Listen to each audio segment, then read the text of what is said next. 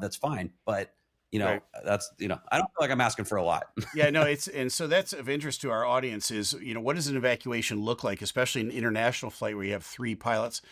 So every time before we push off the gate to start our 3-day trip, I always brief the crew. In the case of an evacuation, I turn around to the third pilot who's sitting on the jump seat and say, I want you to grab the fire extinguisher. I want you to go out the front slide, and I want you to be one of the first people out of the airplane. And I want you to organize as best you can the people on the ground. Now, it's a little bit like herding cats. It's not as easy as it looks, but you want somebody there in a uniform. Why the fire extinguisher, you might ask? Well, the conventional wisdom, and you might not want to hear this, Gary's already smiling. You send the first pilot out with a fire extinguisher in case there's a fire to be put out, and that would be on a person. Okay, you would want to extinguish a fire on an individual, right?